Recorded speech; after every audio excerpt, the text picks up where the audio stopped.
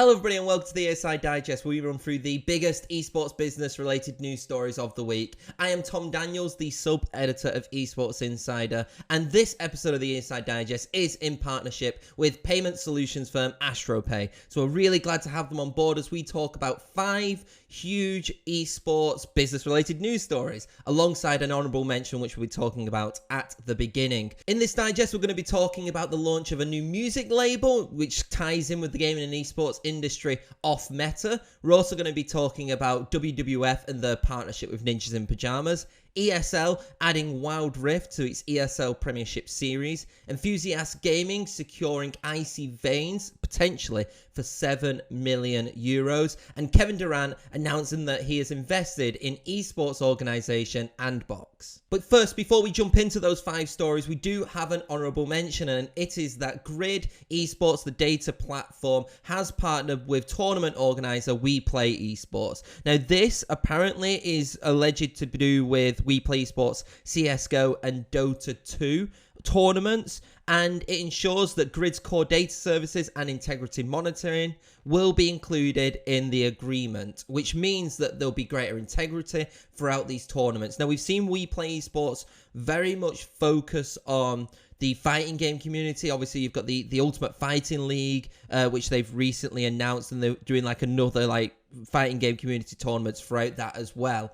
But it's also still nice to see that We Play Esports is focusing on Dota, focusing on CSGO as well, and so more integrity is coming from that. So our first official story of the ESI Digest is the fact that OFFMETA, a new record label designed to intersect the esports, gaming and music industries, has officially launched. Now, the label, from what we are told, will act as a gateway between music companies and artists to enter into the esports sector. We've seen kind of a lot more integration with music and with esports in recent months even. The big one which I can name off the top of my head is Astralis' partnership with Universal Music, and so this is kind of a label which is trying to design artists to get more into the esports industry, into more of the gaming communities, through integration into broadcasts and content around those sectors as well. Following the launch, OFFMETA did actually announce the first collaboration, and it is with Baby No Money and ESL. In particular, Baby No Money's song, Bad to the Bone, and the music video will be integrated into the broadcast of ESL's Pro League Season 13 for CSGO. If you want to hear more about the collaboration, then head over to Esports Insider's website. We do actually have an interview with Baby No Money and OFFMETA's co-founders. But I do think that kind of music labels like this are going to be becoming more apparent, I think, in the esports world. We've obviously had the massive drama with DMCA. So it's more apparent than ever before that kind of licensing is correct, and the fact that with esports becoming more professionalized and streaming becoming more professionalized, it is imperative that these kind of rules and regulations are followed correctly. It's very good to kind of have this one-stop solution of what they're calling themselves between them, and I can see a lot more kind of entities like this emerging. We already do have quite a few. OFFMETA isn't the first one to do this, but it kind of shows that as esports is getting more popular, as the integration with musicians is getting more apparent, more things like this are definitely going to be showing up. Next up, we have a partnership between WWF and Ninjas in Pyjamas. Now, this is in particular relating to the Earth Hour 2021 campaign, which will be taking place on March 27th. Now, for those who don't know what the Earth Hour campaign is, it is a campaign on March 27th where WWF encourages people to switch off all their electrics in support of the nature and in support of, the planet and saving the planet. To raise awareness for this campaign, Ninjas in Pyjamas will produce a live stream event series which will be taking place from March 13th, so it's already taking place now, all the way to March 28th. This is also there to help raise funds for the WWF, and I think that this is actually a really great initiative to kind of have Ninjas in Pyjamas, their players, their streamers, collaborating with WWF through this period, and, with a specific focus on the 27th of March, which is the Earth Hour campaign. There's not much more to say about this partnership, but as an overarching point, I think it's very important to see, esports organizations partner with charitable campaigns in more of an engaging way. We recently saw it with the LCS, I believe in the Blood Foundation, I believe it was. And, we're kind of seeing more and more of these fan engagement opportunities, which also go to a good cause as well. So I'm really glad to see this, and hopefully we see more activations like this in the future. Our third story sees ESL UK, which is a regional branch of tournament organizer ESL, announce that Wild Rift will be going into the ESL Premiership. Now, this will be a one-off tournament, and it will feature the UK, Ireland, and also the Nordics. And this is kind of being billed as one of the first, like, professional, semi-professional Wild Rift tournaments in those regions, and I think this is actually really significant. The competition will be called the ESL Wild Rift Premiership, and it will feature a £5,000 prize pool. Now, I don't think the prize pool is like significantly important in this. It's more the fact that now we're starting to see more mobile integration, mobile esports enter into regional leagues as well. It's very much been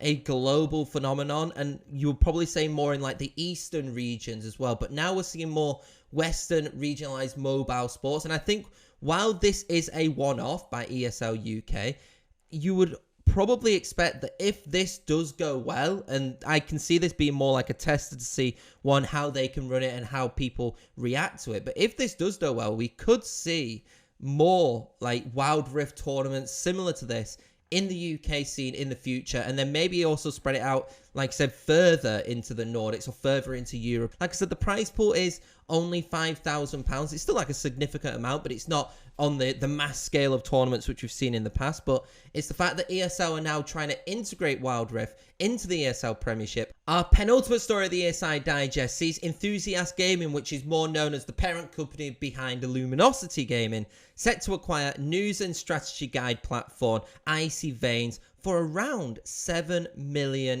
which is, I believe, I estimated about £5.99 million. According to the release, the amount is expected to be paid in stocks and cash, plus an earnout has been agreed by Enthusiast Gaming and Icy Veins' owners, Vedatis, should certain milestones be achieved. Now, should this acquisition go ahead, I think it does fall in line with Enthusiast's kind of recent development of buy and build and its strategy to buy entities and build them, within. And I think that actually also you've got to take into account, if we're taking the release by word, that they also have been partnering with Icy Veins since 2017, and in 2019, through the monetizing of advertising traffic, they generated approximately $2.4 million in advertising revenue. Despite generating that amount of revenue, Icy Veins' owners took 75% of that. So actually, if you kind of like do the mathematics kind of in a way and take into account potential growth,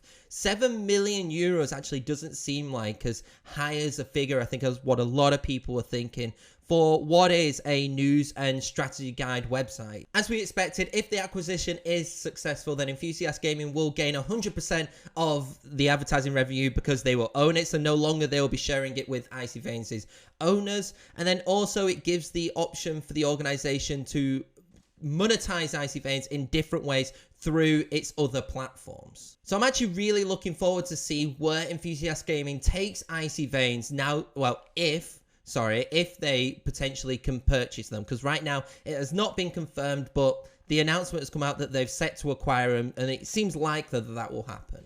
The final story of the ESI Digest sees NBA superstar Kevin Durant and his agent Rich Kleiman invest in New York esports organization Andbox.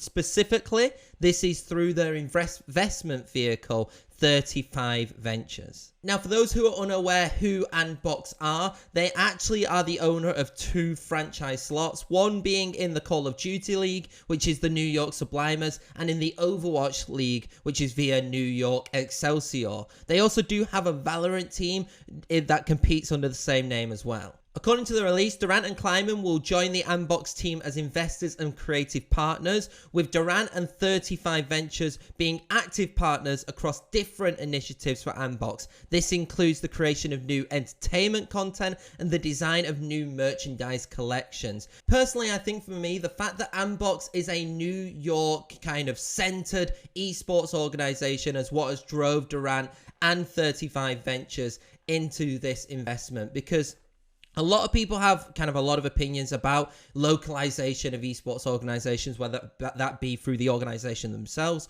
or through franchise spots. But this is kind of one of the positives towards that. This has seemingly hit a chord with a lot of investors which have recently come into Andbox, as the potential that you can do with this regionalized esports organization, both from a New York standpoint, but then also from a potential global standpoint. We've seen it now. They've kind of based with the Sublimers and Excelsior in Call of Duty and Overwatch. Now they're going into Valorant with their own brand name team. So it kind of opens all avenues, and it'll be really interesting to see how Kevin Durant is openly involved with Andbox, especially for me, in my opinion, like the merchandise and the content side. It could be huge to bring more awareness to this organization and to the two franchises which they have as well. And that has been it for the ESI Digest. If you want to read more about the stories which we've talked about, or even more esports news that has come out, because like I said, there's been a lot of news, then don't forget to head over to Esports Insider's websites. Don't forget to follow Esports Insider on Twitter